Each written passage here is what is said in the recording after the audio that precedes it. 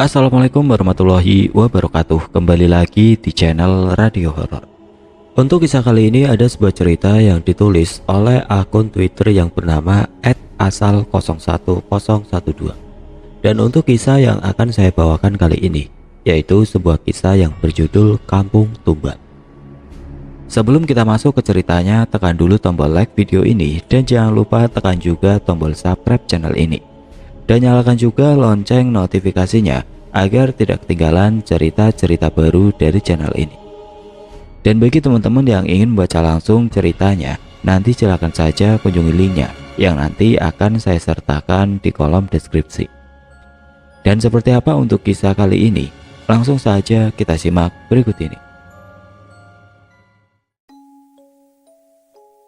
Perkenalkan, aku Andin. Cerita ini terjadi pada tahun 2017, kala itu aku kelas 1 SMA. Aku bersekolah di salah satu SMA ternama di kota terbesar di Jawa Tengah.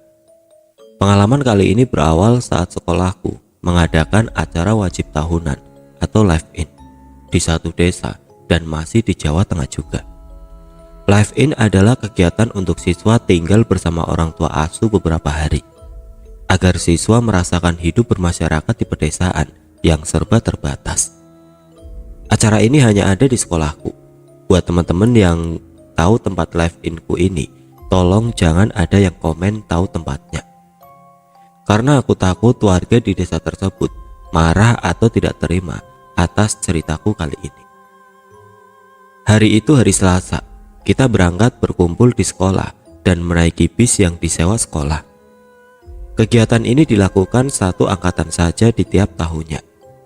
Kalau dibilang pelosok ya, kampung ini tidak terlalu pelosok. Hanya saja masih banyak kebun-kebunnya. Sekolahku sudah bekerja sama bertahun-tahun dengan kampung ini. Jadi mereka sudah open gitu sama sekolahku. Karena tiap tahunnya mereka dapat jatah anak asuh dadakan. Meskipun hanya 1 jam dari tempat aku tinggal, aku belum pernah ke kampung ini. Kampung ini mayoritas warganya bekerja di luar negeri menjadi TKI. Kalau enggak ya ngerantau ke kota-kota besar. Jadi jarang banget anak-anak yang sudah lulus sekolah menetap di kampung ini. Kita dibagi kelompok. Waktu itu ada 2 kampung yang bekerja sama dengan sekolahku. 1 rumah untuk 2 siswa. Kala itu aku dapat 1 rumah bersama Maya, anak IPA yang enggak begitu dekat denganku. Walaupun ini tergolong desa, tapi rumahnya gede-gede guys. Kayak si Mutia dan Luffy temanku, dia dapat ibu asuh yang rumahnya mewah. Kamar ber-AC, kamar mandi ada bathtubnya, wifi-nya kenceng pula. Nah, nasibku dapat ibu asuh seorang janda, tinggal di rumah gubuk yang menurutku tidak layak buat tinggal. Kita panggil aja Ibu Asia. Bu Asia ini janda beranak 2, tapi anaknya merantau semua. Bu Asi tinggal seorang diri di rumah ini. Dia memiliki warung makan kecil di depan rumahnya. Rumah Bu Asi paling depan kampung pinggir jalan. Kalau siang ramai, tapi kalau malam sepi banget. Aku tidur di tempat tidur kayu berkasur tipis dan lampu berwarna oranye. Tahu kan, bohlam kuning itu. Jadi remang-remang dan semakin horor kesannya. Kamar mandi tidak berlampu, belakang kebun, samping kebun. Sedih banget aku ngerasainnya. Pertama datang kami disambut ramah oleh Bu Asi. Sudah disediakan makan dan minum waktu itu. Setelah makan, kami berkenalan dan berbincang-bincang. "Dek, kalau bawa uangnya digulung, terus dikaretin ya," ucap Bu Asi sambil menyodorkan karet gelang. "Emang kenapa ya Bu?" tanyaku polos yang emang gak ngerti buat apa.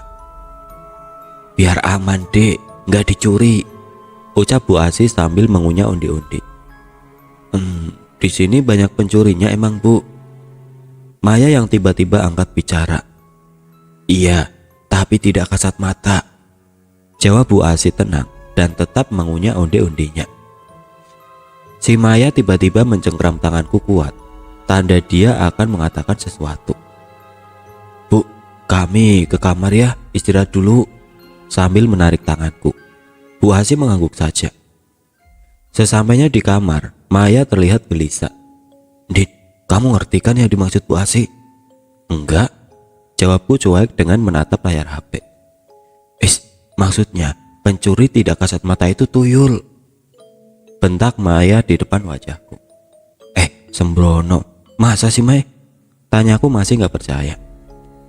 Secara aku baru tahu kalau ada tuyul. Di tempatku sama sekali gak ada berita tentang tuyul.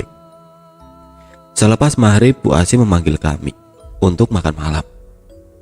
Di sela-sela makan malam, Bu Asi bercerita bahwa di kampung ini hampir seluruh warganya memiliki peliharaan. Peliharaan yang dimaksud di sini ya kayak tuyul, gendruwo, pocong, bahkan ada yang berwujud macan putih. Hanya beberapa orang yang tidak pakai pesugihan itu, termasuk Bu Asi. Meskipun warga sini rajin sholat, masih banyak yang musyrik dek, ucap Bu Asi sambil memainkan sendoknya. Aku dan Maya hanya diam penasaran mendengarkan cerita Bu Asi. Ada yang sadis, demi kedudukannya rela mengorbankan istri untuk tumbal. Tapi kali ini nada Bu Asi sedikit pelan. Hampir kami berdua tidak mendengar suara Bu Asi. Kami berdua terbelalak. Jujur awalnya aku gak percaya. Masa iya sih ada orang tega gitu? Kalau sudah selesai, piringnya tinggal saja, biar ibu yang beresin, ucap Bu Asi sambil merapikan piring dan gelas bekas makan dia. Loh Bu, ceritanya belum selesai kok. Kali ini aku benar-benar penasaran. Kalian duduk di depan TV dulu ya, tunggu ibu beresin ini semua. Kami mengangguk meninggalkan Bu Asi yang merapikan bekas makan kita. Kurang ajar banget ya, udah numpang gak mau bantuin lagi. Habisnya Bu Asi yang meminta membereskannya sendiri. Kepala desa sini namanya Pak Prapto. Belum 40 hari istrinya meninggal di depan rumah ibu, ucap Bu Asi yang sedikit was-was. Jujur aku dan Maya juga takut tapi penasaran banget. Jadi gini, belum genap 40 hari istri Pak Prapto meninggal. Dan meninggalnya tepat di depan rumah Bu Asi. Ya, di depan gang kampung ini. Kebetulan Bu Asi kala itu ada acara dan menginap di rumah saudara selama 3 hari. Menurut beberapa warga, meninggalnya istri Pak Prapto tidak wajar. Siang itu istri Pak Prapto berjalan kaki pulang dari pengajian di tetangga gang sebelah. Dia jalan sendirian di pinggir jalan. Tapi ketika tewas, dia dalam keadaan terlindas truk. Di sini memang sering lalu lalang truk untuk mengambil hasil pertanian dan perkebunan. Yang dibilang tidak wajar di sini adalah dia berjalan, kenapa bisa sampai terlindas truk dan posisi tewasnya di tengah jalan. Waktu itu minim saksi, jadi yang nggak ada yang tahu pasti bagaimana kecelakaan itu bisa terjadi. Ketika pulang ke rumah, baru Bu Asi diceritain bahwa tadi siang istri Pak Prapto terlindas truk di depan rumahnya. Ada warga yang mengatakan bahwa Bu Prapto menjadi tumbal suaminya sendiri. Memang seminggu setelah meninggalnya Bu Prapto, Pak Prapto terpilih menjadi kepala desa. Padahal banyak warga yang tidak menyukai Pak Prapto. Entah mengapa dia bisa terpilih. Setelah meninggalnya istri Pak Prapto, malam harinya Bu Asi tidak bisa tidur. Gak ngerti apa yang membuat Bu Asi gak bisa tidur. Tiba-tiba Bu Asi mendengar orang mengetuk pintu.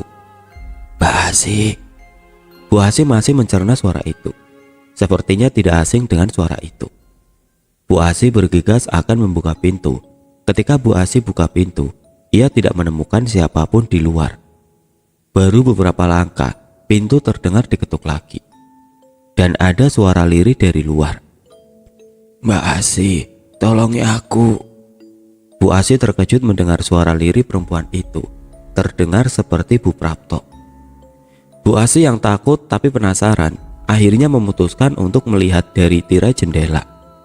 Dan benar saja dia mendapati Bu Prapto dalam keadaan muka hancur dan berdarah-darah. Bu Asi yang mendapati hal seperti itu sudah tidak heran, karena kecelakaan tidak wajar seperti itu di depan rumahnya sudah sering terjadi. Seperti anak yang sedang berjalan di pinggir jalan, tiba-tiba meninggal dalam keadaan kaki putus.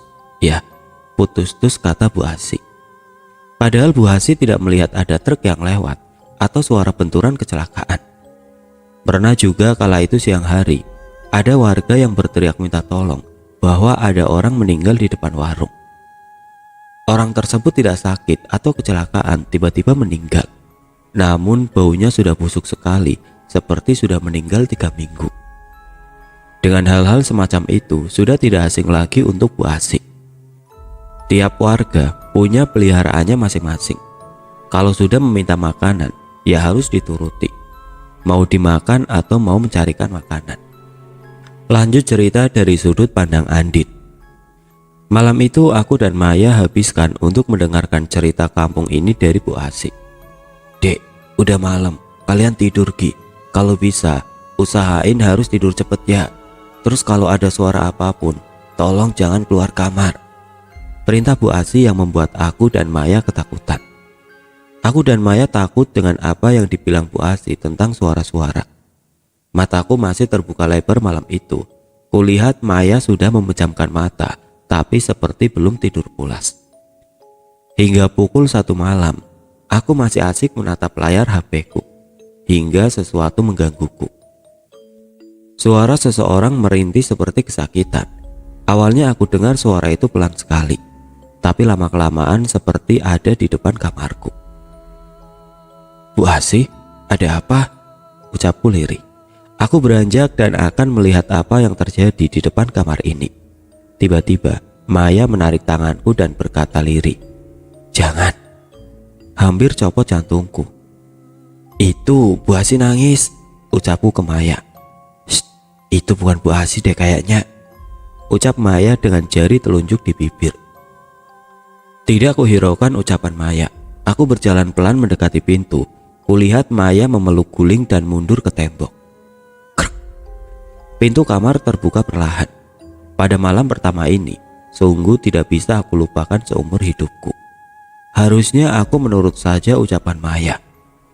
Kulihat seseorang berjongkok dengan muka tertutup tangan. Perlahan aku berjalan dan kupanggil Bu Asih. Perlahan-lahan orang yang aku kira Bu Asih itu mengangkat wajahnya. Betapa terkejutnya, wajah keriput hitam legam dengan seringai senyumannya, gigi hitam dan mata merah. Tangannya menjulur akan menarik kakiku, tapi dengan secepat kilat aku langsung berlari memasuki kamar. Kubanting pintu, wajahku pucat dan ketakutan banget. Dari luar pintu kamar, wujud tadi menggedor-gedor di pintu. Brak, brak, brak. Kulari ke atas kasur di sebelah Maya. Maya malah nangis. Aku yang ketakutan banget juga ikut nangis. Tiba-tiba pintu kamar seperti berusaha dibuka. Aku dan Maya semakin ketakutan. Pintu kamar pun terbuka. Ya Allah, hampir copot jantungku. Ternyata Bu Asih. "Ada apa dek? Kok kalian nangis?" ucap Bu Asih khawatir. Kita berdua tetap nangis. Sudah, kalian tenang dulu saja. Sudah ibu usir. Itu peliharaan warga sini." "Kurang ajar. Siapa yang berani kirim peliharaan ke sini?" ucap Bu Asih geram. "Bu, saya mau pulang," ucap Maya sambil terus menangis. Kulihat wajah Bu Asih seperti bingung. Aku pun kasihan ke Bu Asih. Aku tahu yang dia rasain. Dia pasti takut kalau disalahin orang tua kita. Aku juga tahu ini semua bukan kesalahan Bu Asih. "Udah Mai, di sini cuma 4 hari kok. Sabar dulu ya," ucapku menenangkan Maya. "Ini hari pertama loh, Din. Jadi apa kalau kita berlama-lama di sini?" bentak Maya dengan tetap menangis. "Udah Mai, kita istirahat yuk. Udah aman kok." Aku masih bersabar menenangkan Maya. "Udah dek, kalian istirahat ya. Ibu bakal jagain kalian di sini, di depan pintu kamar." "Bu Asih tidur aja di kamar. Kasihan juga. Besok Bu Asih jualan," ucapku.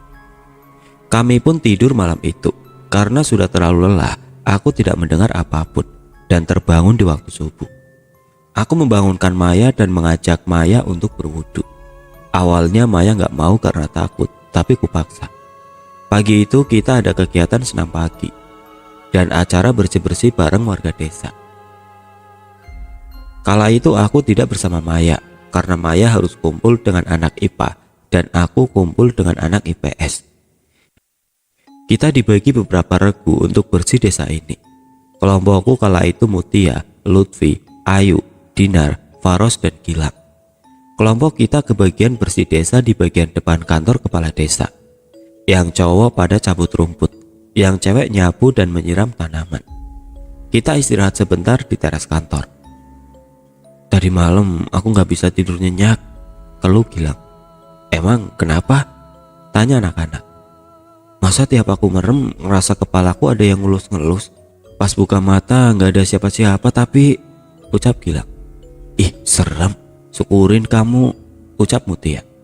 Jangan gitu, mentang-mentang kamu tinggal di rumah bagus. Awas kalau sampai kamu ngalamin, sungut Gilang. Aku yang mendengar cerita itu hanya diam. Rasanya ingin bercerita tapi aku takut.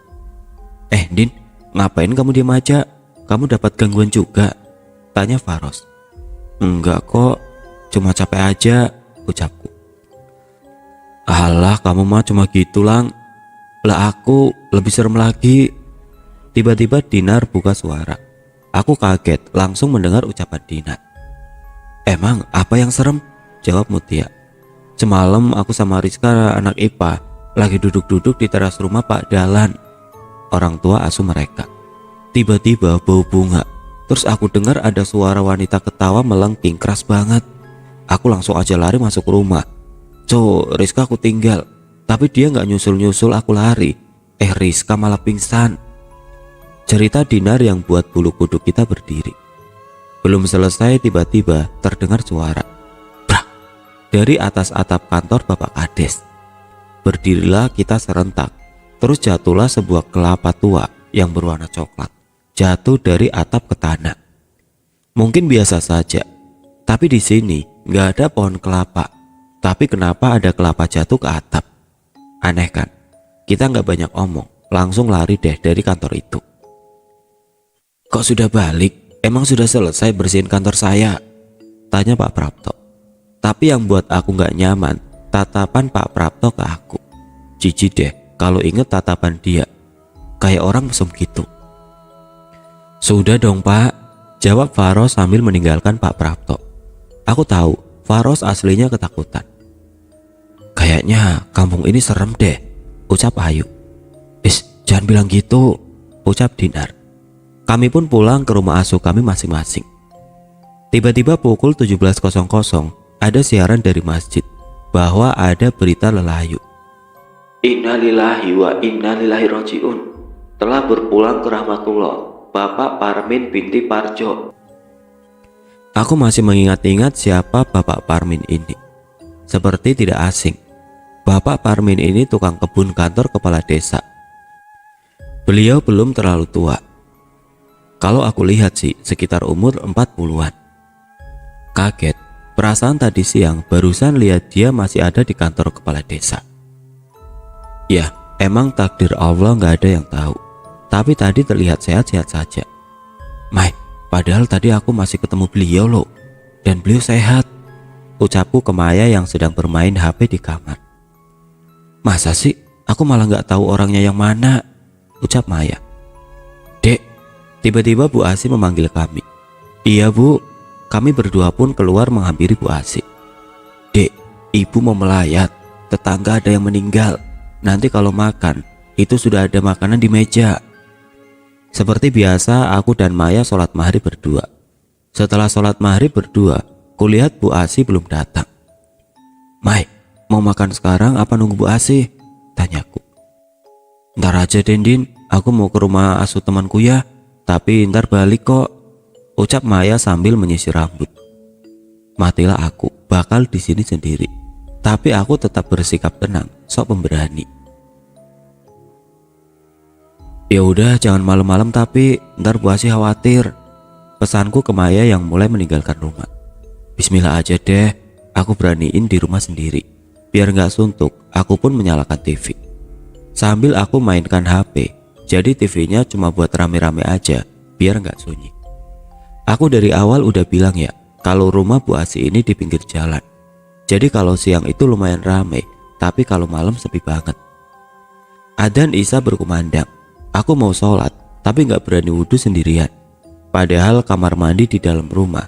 Tapi buat beranjak dari TV, aku gak berani guys. Akhirnya mohon maaf aku tunda sholat. Apalah daya iman dan ketakutan, lebih besar ketakutanku. Tiba-tiba ada seorang mengetuk pintu. Langsung aku beranjak bergegas membuka pintu. Ketika aku buka, nggak ada siapa-siapa dong. Sial banget, udah dikerjain aja. Langsung cepet-cepet aku banting pintu. Tapi baru beberapa langkah pintu sudah diketuk lagi. Namun kali ini, Assalamualaikum. Ada suara salam. Suara seorang pria yang tidak asing suaranya. Suara Pak Prapto. Untuk apa beliau kesini? Bukankah warganya ada yang sedang berduka? Ada apa dia kesini? Buru-buru aku buka pintu lagi. Yang buat aku terkejut adalah suara siapa itu tadi. Nggak ada orang lagi. Brak. Ku banting pintu lebih keras. Langsung lari deh ke tempat TV lagi. Kulihat jam pukul 19.47. Tapi Maya dan Bu Asi belum pulang. Aku keraskan TV dan tiba-tiba pintu terbuka. Asli, aku gak berani nengok, tapi tetap aku paksakan. Dan yang masuk ternyata Bu Asi. Alhamdulillah aku lega. Bu Asi menutup pintu dan langsung jalan ke arah kamar beliau. Kok Bu Asi diam aja ya? Kenapa gak nyapa aku dan mencari Maya? Kudiamkan saja, setidaknya aku bersyukur beliau sudah pulang. Selang beberapa menit, aku mendengar sesegukan suara tangis Bu Asi. Ada apa dengan Bu Asi? Sungguh ku dengar tangisan beliau seperti tangisan kesedihan yang mendalam. Apa mungkin Bu Asi menangis atas meninggalnya Pak Parmin? Aku pun ikut merasa berduka. Kasihan Bu Asi. Ingin aku samperin beliau, namun aku urungkan niatku. Merasa tidak sopan aja gitu. Aku pelankan TV dan mendengarkan tangisan Bu Asi. Sungguh aku merasa iba. Tiba-tiba HP-ku bergetar pesan WA dari Maya. Coy, aku pulang jam 10 ya ntar. Oke, Bu Asi udah pulang kok, tapi beliau menangis. Sampai di situ Maya tidak menjawab pesanku. Tiba-tiba HP-ku berdering panggilan WA dari Maya. Loh, Bu Asi emang udah pulang, Din? Udah tuh Mai, tapi beliau lagi sedih banget. Pulang-pulang langsung nangis. Emang kamu gak dapat SMS dari Bu Asi ya, Din? SMS apaan emang? Belum aku cek. Bu Asi memang punyanya HP jadul guys, jadi cuma bisa SMS. Coba kamu buka SMS dulu Ki. Ku matikan telepon dan aku buka SMS. Dek, ibu malam ini belum tahu pulang jam berapa. Kalian istirahat dulu aja ya, gak usah nunggu ibu. Kulihat pesan 5 menit yang lalu. Terus yang masuk kamar Bu Asi dan menangis siapa? Tiba-tiba suara tangisan itu berubah jadi suara tawa yang sangat melengking di telinga. Berasa tubuh kaku, jantung sudah hampir copot deh. Keringatku menetes, tidak terasa badanku bergetar. Kulihat bayangan seseorang akan keluar dari kamar Bu Asi. Hingga wujud itu menampakkan wajah seramnya, nenek yang waktu itu kulihat. Wajah hitam legam, gigi hitam bermata merah, tersenyum ke arahku. Dan saat itu aku tidak ingat apa-apa lagi. Kurasa badanku panas sekali dan aku coba membuka mata, namun di sekitarku sudah ada Bu Asi, Maya, Pak Ilham, dan beberapa temanku lainnya. Aku terkejut, apa yang sedang terjadi? Ku coba mengangkat tubuhku yang begitu lemas. Jangan bangun dulu dek, tiduran saja, ucap Bu Asi mencegahku untuk bangun. Ada apa ini Mai? Kok badanku lemes banget? Ucapku sambil melihat Maya yang menangis. Maya hanya diam dan tetap menangis. Ku ingat-ingat apa yang terjadi. Ya, aku melihat wujud seorang nenek yang menyeramkan. Karena adik Andin sudah bangun, sekarang kita semua pulang ke tempat masing-masing. Biar Bu Asi dan Maya yang menemani Dek Andin, ujar Pak Ilham. Pak Ilham ini ustadz di kampung ini. Pak, saya ikut teman-teman aja, tangis Maya sambil memegang tangan Pak Ilham. Sebagai teman yang baik, sebaiknya kamu menemani Dek Andin di sini ya. Toh sudah ada Bu Asi, ucap lembut Pak Ilham sambil tersenyum menenangkan Maya. Baru 2 hari di sini, tapi sudah menyiksa. Aku telepon papaku aja biar dijemput. Tangisan Maya semakin menjadi-jadi.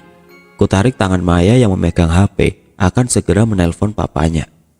Mai, kamu jangan egois, bentakku. Maya malah menatapku geram. Mai, kamu harus mikirin kita semua, Bu Asi, sekolah kita. Dengan tindakan kamu seperti itu, yang ada malah jadi kasus yang sangat merugikan untuk keluarga dan sekolah kita. Sedikit kesal aku kala itu. Kulihat Bu Asi meneteskan air mata. Memang cuma mereka yang dirugikan. Kalau aku mati jadi tumbal orang sini gimana? Kamu mau mati konyol karena jadi tumbal? Maya semakin memanas. Dari awal aku di sini, aku udah yakin kampung ini kampung tumbal. Semua warganya saling menumbalkan keluarga atau saudaranya. Dan asal kamu tahu, anak Bu Asi itu bukannya merantau, tapi meninggal karena jadi tumbal. Teriak Maya. Kulihat Bu Asi langsung menatap Maya dengan penuh kemarahan. Kamu jangan sok tahu dan asal bicara ya. Api amarah membakar wajah Bu Asi. Saya sudah tahu semuanya. Kedua anak ibu meninggal karena jadi tumbal bapaknya sendiri. Dan suami ibu meninggal karena tidak bisa memberikan tumbal. Aku tidak percaya dengan apa yang aku dengar barusan. Prak! Bu Asi menampar Maya. Tolong kamu pergi dari rumah ini. Dan jangan pernah tinggal di sini lagi. Saya tidak sudi mengasuh kamu. Bu Asi yang semakin murka mendorong Maya untuk keluar dari rumah. Pak Ilham menarik Bu Asi dan menenangkannya. Anak-anak yang lain membantu Maya berkemas untuk pergi dari rumah Bu Asi. Saya jijik melihat tingkah Anda yang seolah-olah tidak berdosa. Pasti sebenarnya yang punya pesugihan tumbal itu Bu Asi kan? Olok Maya ke Bu Asi. Terus saja fitnah aku. Jangan salahkan aku kalau ada apa-apa yang terjadi sama kamu. Ancaman Bu Asi buat aku ngeri. Semua yang terjadi di hadapanku seperti mimpi. Kepalaku semakin pusing sekali. Aku pun tertidur malam itu tanpa tahu apa yang terjadi lagi. Keesokan harinya ketika aku buka mata, Bu Asi tertidur dengan keadaan duduk di sampingku. Bu Asi, Bu, ku goyang-goyangkan badannya. Dek Andin sudah bangun, ucap Bu Asi. Kulihat Bu Asi sudah menjadi Ibu Asi yang sepertinya, bukan Bu Asi yang menyeramkan seperti semalam. Dek, maafin ibu ya. Bu Asi kembali meneteskan air mata. Maaf kenapa Bu? Sambil kuusap bahunya untuk menenangkannya. Masalah kejadian semalam. Kini tangisan beliau semakin mendalam. Sudah, saya nggak apa-apa kok Bu, ucapku iba melihat Bu Asi seperti itu. Dek, sebenarnya apa yang dikatakan Dek Maya itu benar, ucap Bu Asi sambil menatapku. Dek, benar gimana maksudnya nih, batinku. Maksudnya Bu, anak-anak saya sebenarnya bukan merantau, tapi mereka sudah meninggal dijadikan tumbal suami saya. Jantungku semakin berdegup kencang, sumpah, ngeri juga takut dong aku. Saking takutnya aku sadar memundurkan diri ke tembok. Bu Asi berdiri dan menghapus air matanya dan tersenyum. Tenang, kamu anak baik kok. Ibu gak bakal nyakitin kamu. Yang penting, kamu gak macem-macem sama ibu. Wajah Bu Asi berubah sedikit menyeramkan lagi. Dadaku serasa sesak, pengen nangis rasanya. Bu Asi kembali tersenyum khas Bu Asi seperti biasanya. Kamu mandi sana Dek, sambil berjalan meninggalkanku. Nafasku kembali dan serasa ngos-ngosan. Apa yang sebenarnya terjadi sama Bu Asi? Pukul 9 pagi Kamis, semua dikumpulkan untuk apel, acara yang dilakukan selanjutnya. Aku cari-cari Maya, tapi aku tidak ketemukan dia. Aku bertemu Ines, anak IPA yang sekelas dengan Maya. Ines, Maya di mana? Tanya aku sambil mendekat ke arahnya. Din, udah sembuh. Kamu gak tahu ya, Maya kemarin kesurupan dan demam, jadi dibawa pulang deh ke rumah. Senyum Ines. Ah, ini seriusan? Tanyaku tidak percaya. Ines mengangguk dan berpamitan denganku untuk kembali ke barisan anak IPA. Aku hampir jatuh karena terkejut dengan apa yang terjadi. Apakah sebenarnya Bu Asi orang jahat? Tidak bisa aku percaya. Saat ini aku harus berhati-hati dengannya. Hari ini hari Kamis, hari ketiga kami di kampung ini. Begitu banyak pertanyaan yang ditunjukkan padaku oleh teman-teman. Namun kali ini aku tidak mau banyak bicara. Aku malas untuk bercerita, atau lebih tepatnya, aku takut sama Bu Asi. Kalau dia tahu aku cerita-cerita, terus dia marah gimana? Sial, Malam Jumat aku harus tinggal berdua sama Bu Asi yang baru ku ketahui ternyata dia lebih menakutkan daripada Pak Prapto. Malam ini aku putuskan untuk menginap di rumah Mutia dan Lutfi karena enak, adem, wifi lancar. Setelah kegiatan aku berjalan bersama Mutia dan Lutfi. Mereka bercandaan gitu kan. Aku hanya diam. Gak tahu kenapa aku ngerasa gak nyaman dan resah banget. Aku takut kalau aku korban tumbal Bu Asi. Aku takut Maya kenapa-napa. Kulihat jam sudah menunjukkan pukul 5 sore. Kita sampai di rumah asuh Mutia. Aku bergegas mandi dan memakai baju seadanya punya Lutfi karena baju kita seukuran. Oh ya, rumah Bu Asi dan rumah asuh Mutia ini agak jauh ya. Bu Asi kampung 1, ini kampung 2. Kalau dari rumah Bu Asi ke kampung ini harus melewati kebun-kebun yang lumayan agak rimbun dan serem. Gak ada penerangan. Adzan maghrib telah tiba. Aku, Mutia dan Lutfi menunaikan sholat maghrib berjamaah di kamar. HP-ku berbunyi beberapa kali, menandakan ada panggilan telepon. Tapi tidak aku hiraukan, aku melanjutkan membaca Al-Quran. Sambil menunggu adzan Isya, tidak terasa 2 juz telah aku baca, hingga adzan Isya berkumandang. Aku melanjutkan sholat Isya, dan aku kembali tadarus untuk menyelesaikan 3 juz. Kira-kira pukul 19.30 aku telah selesai. Kulihat-lihat HP, ada beberapa panggilan dari Bu Asi dan teman yang berada satu kampung bersamaku. Bu Asi mengirimkan pesan. "Dek, di mana? Ibu khawatir." Khawatir, batinku. Khawatir korban tumbalnya lari. Aku memutuskan untuk tidur karena lelah sekali. Aku sama sekali tidak memikirkan Bu Asi. Aku sudah benci dengan dia.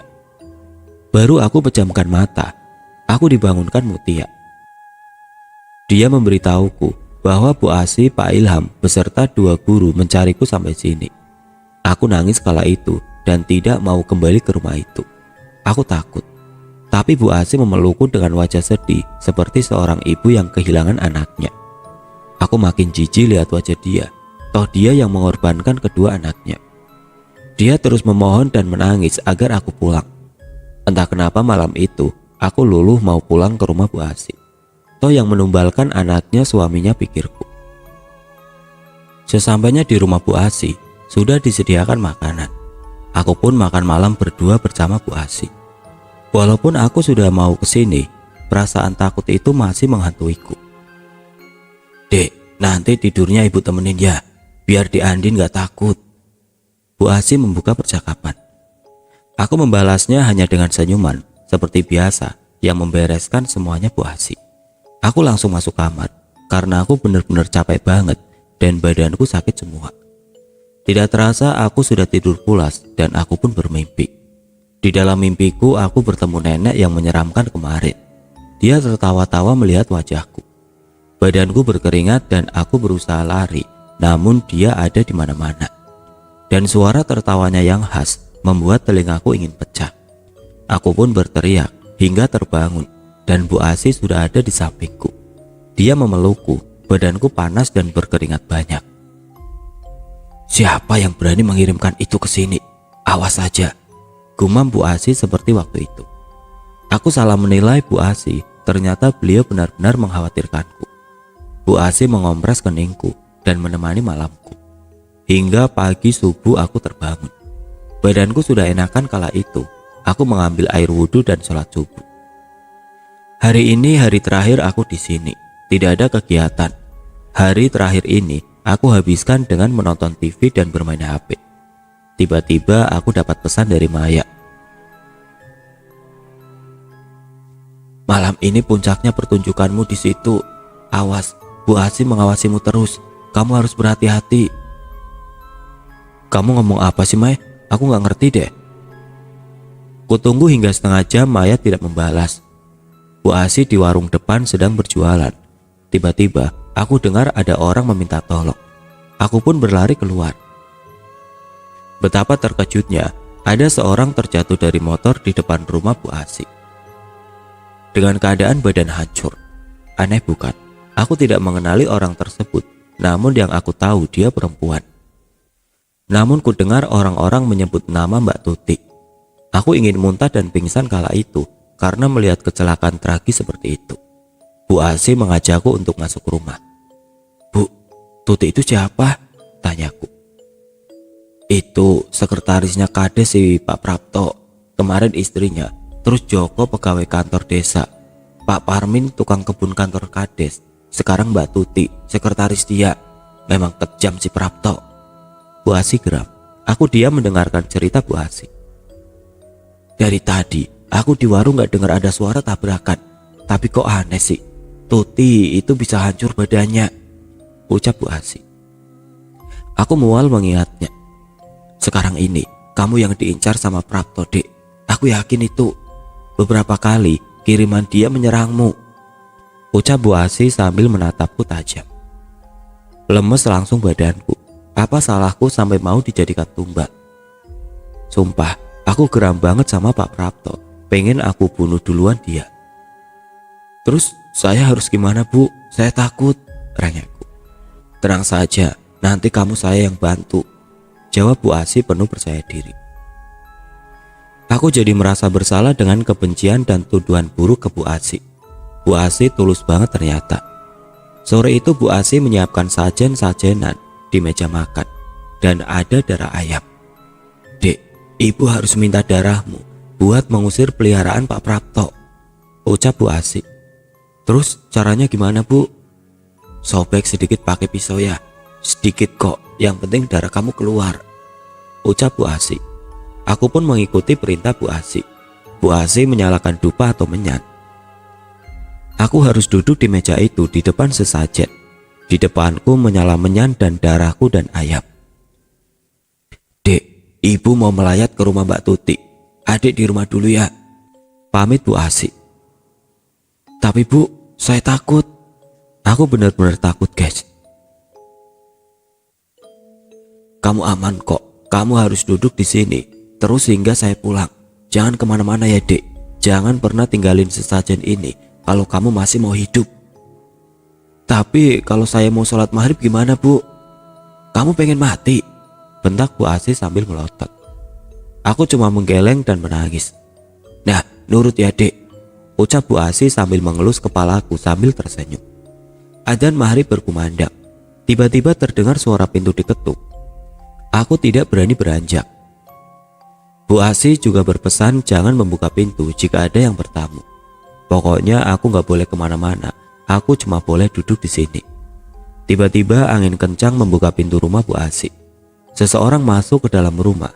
Betapa terkejutnya aku. Tanganku bergetar begitu hebat. Tubuhku kaku tidak bisa bergerak. Nenek tua memasuki rumah Bu Asi dengan kekek tawanya yang membuat bulu kuduku merinding.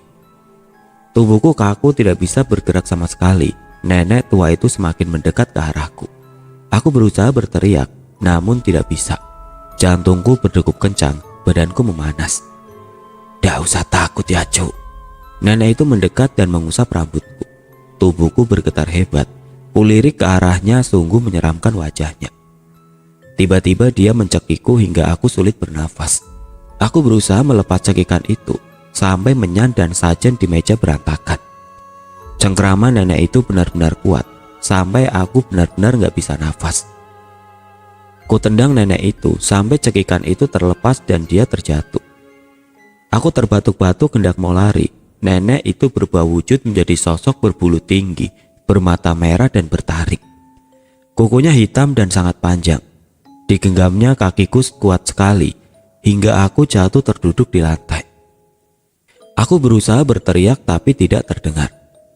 Lalu makhluk itu mencekiku kembali hingga terdengar teriakan. "Cukup, berhenti!" Teriak seseorang datang ke dalam rumah. Betapa terkejutnya aku. Seseorang tersebut adalah Pak Prapto. Apa benar ini ulah Pak Prapto? Aku menangis kencang.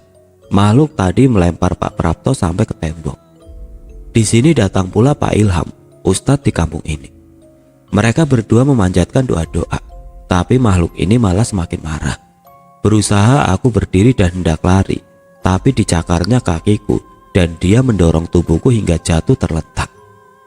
Di kakiku masih bekas luka gitu guys sampai sekarang, dan menjadi keloid. Sedihnya tubuhku lemas. Kulihat makhluk itu menyerang Pak Ilham dan Pak Prapto. tubuhku lemes sekali. Selang beberapa menit datanglah beberapa orang, salah satunya adalah Maya dan guru agama sekolah kami. Dan ada beberapa orang lagi. Maya sempat menolongku dengan membangunkanku, tapi aku tidak sadarkan diri, hingga aku tidak tahu apa yang terjadi. Ketika aku tersadar, semua orang sedang menangis. Kulihat Maya tergeletak lemas di sampingku dengan luka di wajahnya. Kala itu aku hanya terdiam karena lemes dan tidak bisa berkata-kata. Kakiku perih, leherku kaku sekali. Orang-orang di sekelilingku membaca Yasin. Kulihat Maya bergerak-gerak dan berteriak. Aku kagetlah. Yang tadi lemes jadi bangun terduduk. Takut banget soalnya. Akhirnya aku dituntun untuk keluar dari ruangan itu. Yang ada di dalam ruangan itu hanya Pak Ilham dan rekan-rekan yang tidak kukenal. Karena aku lelah sekali, jadinya aku tertidur pulas. Yang aku ingat adalah seorang ibu berjilbab yang mengelus-ngelus luka di kaki dan leherku. Pagi harinya tubuhku sudah mendingan guys, dan sekolahku sudah bersiap untuk pulang ke kota. Kulihat Maya sudah sadar dan mendingan. Wajahnya ditambal pakai perban. Sebelum pulang, aku dan Maya diajak berkumpul di kantor Kades. Awalnya aku menolak. Jujur aku takut dan malas bertemu Pak Prapto. Aku begini karena dia. Dari awal Bu Asi udah bilang, orang yang paling tega menumbalkan istrinya Pak Prapto. Udah Din, kita ikut aja, biar kamu juga tahu cerita yang sebenarnya dan apa yang terjadi di sini, ucap Maya. Akhirnya aku menurut untuk ikut. Sampai di sana sudah ada Pak Prapto, Pak Ilham, Pak Santo, kepala sekolah kami, dan Bu Indri, wanita yang menyembuhkan lukaku. Kami pun dipersilakan masuk dan duduk. Aku malas menatap wajah Pak Prapto. Namun akhirnya Pak Prapto meminta maaf dan menjelaskan apa yang terjadi. Jadi aku salah menilai Pak Prapto ini guys. Dia sebenarnya baik dan warga di sini tidak memiliki peliharaan. Justru yang punya peliharaan itu ya Bu Asi. Wanita tua yang menerorku itu peliharaan dia. Dan ternyata rumah yang aku tinggali itu bukan rumah asli Bu Asi. Bu Asi ini memiliki 4 sawah, peternakan sapi, pertanian bakau dan lain-lain. Jadi awalnya Bu Asi ini kerja menjadi TKI. Suaminya seorang kades, namun ketika pulang ke kampung, dia membawa 2 anak. Hasil hubungan gelapnya di luar negeri. Karena dia tidak diizinkan suaminya untuk menjadi TKI lagi, hidupnya sangat krisis, hingga ia berpikir buat memiliki pesugihan dan peliharaan. Rumah yang aku tempati ini rumah peliharaan Bu Asi. Makanya banyak warga yang meninggal tidak wajar di depan rumah Bu Asi. Dan orang yang meninggal itu meneror Bu Asi. Sebenarnya dari awal yang diincar peliharaan Bu Asi itu Maya. Tapi karena ternyata si Maya ini punya penjaga dan memiliki kelebihan, jadinya akulah yang terkena imbasnya. Si Maya geger ingin pulang ya karena dia tahu bakal jadi korban tumbal Bu Asi. Sekarang Bu Asi sedang buron alias dalam pencarian. Warga dan Pak Prapto pun tidak menyangka orang yang menghabisi istrinya adalah Bu Asi. Bahkan anak dan suami Bu Asi juga menjadi korban tumbalnya. Sebenarnya aku udah gak kuat guys.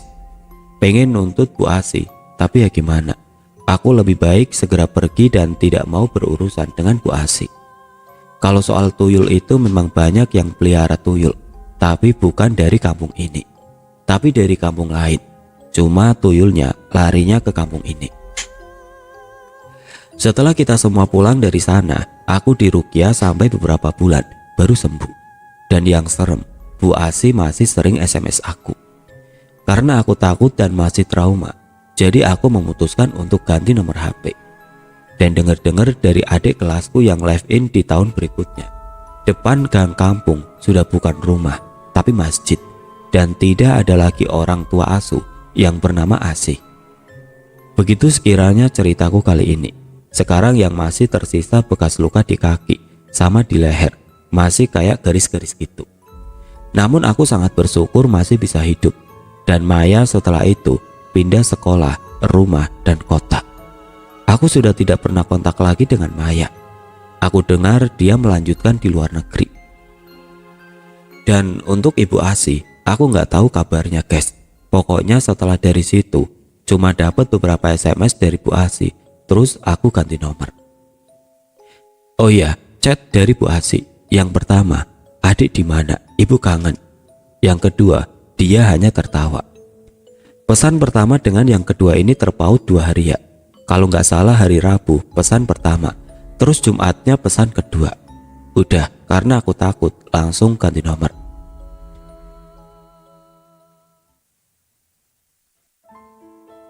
Oke teman-teman, sekian untuk cerita kali ini. Semoga apa yang sudah saya sampaikan dalam kisah ini dapat dijadikan pelajaran untuk kita semua. Dan bagi teman-teman yang baru bergabung, jangan lupa untuk like, comment, share, serta subscribe channel ini. Dan nantikan kisah-kisah horor berikutnya tetap di channel Radio Horor. Wassalamualaikum warahmatullahi wabarakatuh.